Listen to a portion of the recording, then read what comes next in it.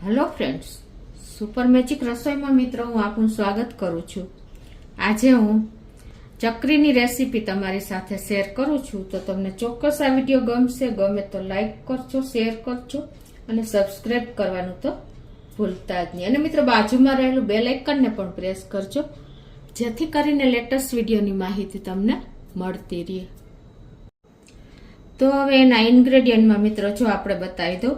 આ 2 કપ ચોખાનો લોટ છે જે વજનમાં 250 ગ્રામ છે। આ 1 કપ ઘઉંનો લોટ છે જે વજનમાં 100 ગ્રામ છે। અને આપણે 1/4 કપ જેટલું આપણે બટર લેશું। તલ છે, આદુ મરચાની 1 ટેબલ સ્પૂન જેવી પેસ્ટ છે, અડધી ટીસ્પૂન જેવો અજમો છે, 1 ટીસ્પૂન આખું જીરું છે અને 1 ટેબલ સ્પૂન જેવા તલ છે।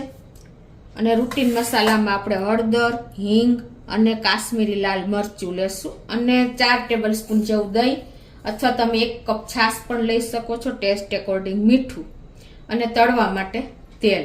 તો બનાવવાનું ચાલુ કરીએ। તો આ 2 કપ ચોખાનો લોટ એટલે કે વજનમાં 200 ગ્રામ અને આ 100 ગ્રામ એટલે કે 1 કપ આપણે ઘઉંનો લોટ મિક્સ કરી લેશું। મિત્રો આ ચકરી એકદમ ક્રિસ્પી, સોફ્ટ અને મોઢામાં જાતા જ ઓગળી જાય, દાંત વગરના પણ ખાઈ શકે ને એવી બનશે। તો હવે એમાં આપણે મસાલા કરી લેશું। આખા મસાલાને આપણે અધકચરા ટોચી લેશું। તો અડધી ટીસ્પૂન અજમો, 1 ટીસ્પૂન આખું જીરું અને 1 ટેબલ સ્પૂન તલ છે આખા। એને આપણે અધકચરા કરીને જો આમાં નાખશું ને તો ચકરીમાં આપણે જ્યારે ફ્રાય કરીને ત્યારે નીકળી નહીં જાય, એટલે આ રીતે અધકચરા કરી લઈએ। તો આ રીતે આપણે સહેજ જ અધકચરા કરવાના છે। આ રીતે આપણે કરી લીધા છે। હવે આપણે આ જે લોટ લીધો છે ને એમાં આ ટોટલી 350 ગ્રામ લોટ છે, બંને લોટ થઈને ચોખાનો અને ઘઉંનો।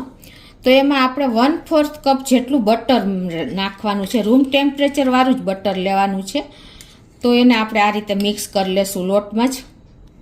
તો આ રીતે જો આપણે બટરને લોટમાં કણે કણમાં મિક્સ કરી લેવાનું છે। ચકરીમાં બટરનો ટેસ્ટ સરસ લાગે છે તમે ઘી અને તેલ કરતાં। તો ઘી કરતાં પણ તમે જો બટર વાપરશો ને તો એનો ટેસ્ટ એકદમ સરસ લાગે છે। તો આ રીતે જો આપણે 1/4 કપ બટરનું મોણ આપી દીધું છે। હવે એમાં ટેસ્ટ એકોર્ડિંગ આપણે અડધી ટીસ્પૂન જેવું મીઠું અને મસાલા બીજા રૂટીન કરી લેશું। અડધી ટીસ્પૂન હિંગ, અડધી ટીસ્પૂન હળદર અને 1 ટીસ્પૂન કાશ્મીરી લાલ મરચું, આ બધું જ આપણે મિક્સ કરી લેશું। અને જે આપણા મસાલો એટલે કે અજમો, જીરું અને તલના કચરા કર્યા છે ને એ પણ આપણે આમાં જ નાખી દેશું। આનો ટેસ્ટ પણ બહુ સરસ લાગે છે। તમારે અજમો કે જીરું સ્કીપ કરવું હોય તો કરી શકો છો, પણ ટેસ્ટ બહુ સરસ આવે છે। અને આ ચકરીને આપણે ઇન્સ્ટન્ટ જ બનાવીએ છીએ, લોટ બાફવાની ઝંઝટ વગર। અને 1 ટેબલ સ્પૂન જેવી આપણે આદુ મરચાની પેસ્ટ નાખી દેશું। આ મેં 2 લીલા મરચાં અને 1 ઇંચ આદુનો ટુકડો લીધો છે, એને પણ આપણે આ રીતે મિક્સ કરી અને હવે આપણે લોટ તૈયાર કરી લેશું।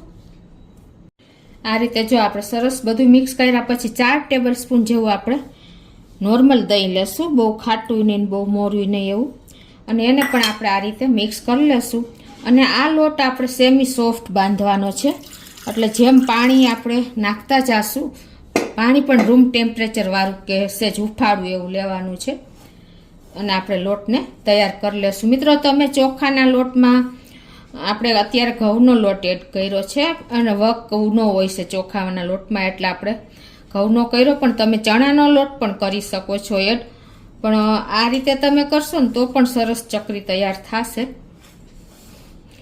હવે આપણે જે પાણી નાખી અને સેમી સોફ્ટ તૈયાર કરી લેશું લોટ।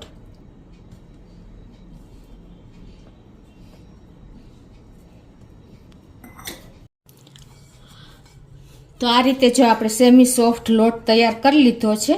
બહુ જો ઢીલો હશે ને તો ચકરી અંદરથી કાચી રહેશે અને બહુ કઠણ હશે ને તો તમારી ચકરી તૂટી જશે, એટલે સેમી સોફ્ટ આવો જ લોટ તૈયાર કરવાનો છે। હવે આપણે આ રીતનું ચકરી પાડી લેશું। તો એના માટે આપણે આ સ્ટારની ચકરી લેવાની છે ને આ ટાઈપનો આપણે સંચો બધાના ઘરમાં અવેલેબલ જ હોય છે, તો એ સંચો લઈ લેશું અને એને આપણે ગ્રીસ કરી લેશું. આ રીતે ગ્રીસ કરી અને પછી આપણે નીચે પેક કરી લેશું. સંચાની અંદર અને બહાર બંને ગ્રીસ કરી લેવાનું છે. આ રીતે અંદર પણ ગ્રીસ કરી અને પછી આપણે સિલિન્ડર આકારનો શેપ આપીને એમાં લોટ ભરી લેશું. આ રીતે જો આપણે લોટ પણ તૈયાર કરી લીધો છે અને એને આપણે આ રીતે મશીનમાં ભરી અને પછી સંચો પેક કરીને અને ચકરી પાડી લેશું. આ રીતે આપણે બહારથી અંદરથી બહારની સાઈડ ફેરવતા જાશું અને ચકરીનો શેપ આપી દેશું. આ રીતે તમારે જેવડી ચકરી કરવી હોય એ પ્રમાણે તમારે બનાવી લેવાની છે. અને આ રીતે બહારનો છેડો અને અંદરના છેડાને આપણે જોઈન્ટ કરી દેશું એટલે ખુલે નહીં આપણી ચકરી. જો આ રીતે આપણે ચકરી બધી તૈયાર કરી લેશું. અને મિત્રો જો તમને ઈઝી રીત બતાવું કે આ રીતે તમારે પહેલાં આખું મશીનમાં જેટલો લોટ ભર્યો હોય ને એટલો તમારે પ્લેટ ઉપર કે કટિંગ બોર્ડ ઉપર આ રીતે લઈ લેવાનો છે. અને પછી તમારે શું કરવાનું છે કે પોલા હાથે અંદર એકદમ ચીપકે નહીં ને એ રીતે આપણે શેપ આપી દેવાનો. જો આ રીત તમને હું આજે ઈઝી રીત બતાવું છું. એકદમ તમે ઝડપથી ગમે એટલી ચકરી હશે ને તો તૈયાર કરી શકશો. છે ને એકદમ ઈઝી મેથડ જુઓ. આ રીતે તમને પાડતા નહીં વાર લાગે અને ચકરીનો શેપ આપવો પણ ઈઝી પડશે. થોડીક જોઈન્ટ ન થાય ને એટલું તમારે ખાસ ધ્યાન રાખવાનું છે કે વધારે ટચ થઈ જશે ને તો અંદરથી કાચી રહેશે.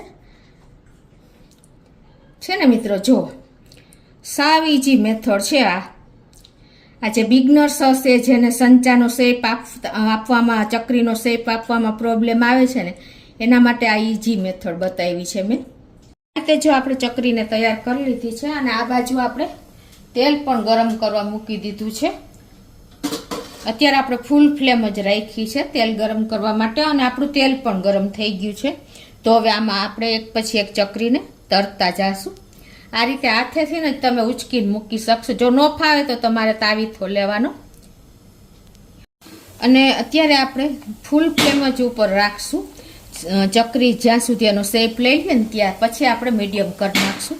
તો આ રીતે આપણે એક પછી એક ચકરી મૂકી દેશું તેલમાં આવે એટલી. આ રીતે શેપ લઈ લીધા પછી એને આપણે આ રીતે ટર્ન કરી લેશું. આ રીતે આપણે બબલ્સ ઓછા થાય અને સરસ એવી બ્રાઉન કલરની થઈ જાય ને ત્યાં સુધી તરવાની છે. ઓછામાં ઓછી આપણે 4 થી 5 મિનિટ જેવો ટાઈમ લાગશે મીડિયમ ફ્લેમ ઉપર. તો આ રીતે આપણે બધી ચકરીને તૈયાર કરી લેશું. જો ઓછામાં ઓછી આપણે 5 મિનિટ થઈ છે મીડિયમ ફ્લેમ ઉપર.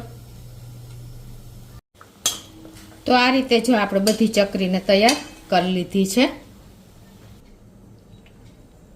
તો જો મિત્રો આપણી ચકરી એકદમ સરસ આપણે બજાર જેવી જ બની છે. તમને ખ્યાલ આવી જતો હશે. છે ને મિત્રો જો તમને ભાંગીને બતાવી દઉં. જો